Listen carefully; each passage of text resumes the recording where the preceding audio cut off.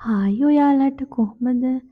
මං අද අරන් ආවේ පාරේ අයිනේ තියෙන පොඩි කඩවල කඩල ගිනි ගණන් වලට විකුණන මේ කාලේ හදමුද මාත් එක්ක ඊට වඩා රසවරස විදියට සුපිරිම කඩල මික්ස් එකක්. අපට මේක හදන්න අවශ්‍යයි හීනියට ලියාගත්ත කැරට්, ලූණු, සුදු ලූණු, කරපිංචා, ලීක්ස්, කූනිස්සෝ ඒ වගේම තඹපු කඩල. මට මේ තඹපු කඩල ටික තඹ ගන්න ගියා පැය එකහමාරක් විතර.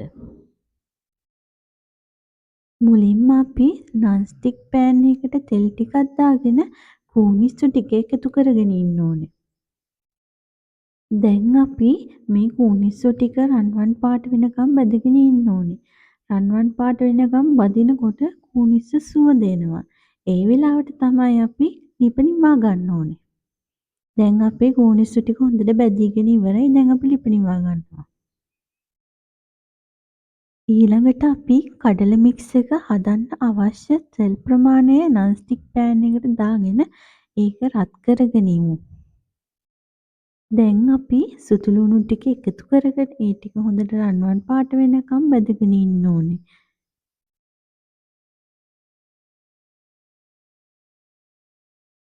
ඊළඟට අපි කපාගත්තු ලුණු ටිකත් එකතු කරගෙන ඉන්න ඕනේ. මේ ටික කවලම් කරගෙන අපි කරපිංචා ටිකත් එකතු කරගෙන ඉමු. මේ ටික ටිකක් බැදීගෙන එනකොට අපි ඊළඟට එකතු කරන්නේ කැරට් ටික. කැරට් ටිකත් හොඳට මික්ස් කරගෙන ඒක අපි පොඩ්ඩක් බැදෙන්න තියමු. ඊළඟට අපි එකතු කරගන්නවා රස අනුව ලුණු, මිරිස් කෑලි, ගම්මිරිස්, ඒ වගේම මස්කරි පොඩ්ඩකුත් එකතු කරගන්න ඕනේ.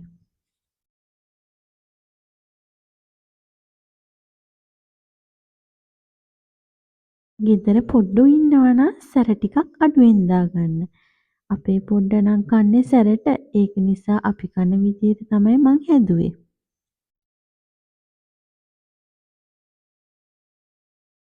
මේ ටික හොඳට මික්ස් කරගෙන අපි කඩල ටික එකතු කරගනිමු.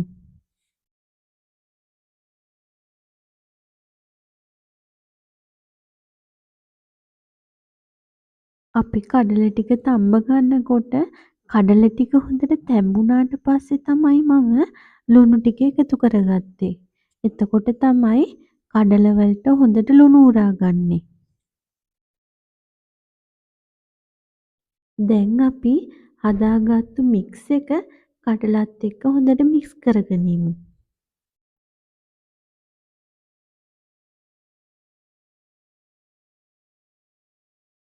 දැන් මම කඩල ටික හොඳට මික්ස් කරගෙන ඉවරයි.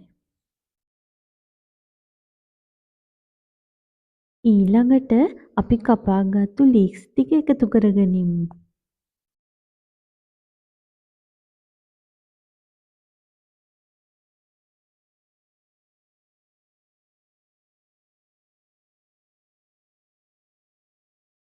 ඊළඟට අපි බැදගත්තු කූනිස්සු ටිකත් එකතු කරගනිමු.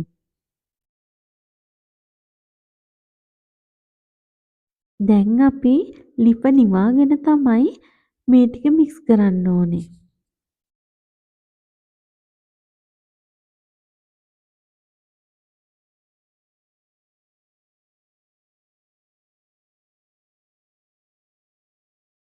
මේ බලන්නකෝ අපි හදාගත්තු කඩල මික්ස් එක. මේ වගේ රසම රස රෙසිපි එකක් ඔයාලගේ පවුලේ අයට හදලා දීලා බලන්නකෝ. එයාලා ආසාවෙන් කාවි.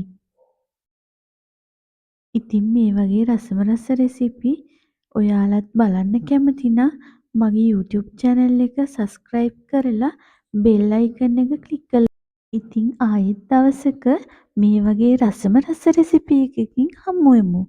ඔයාලට බුදු සරණයි.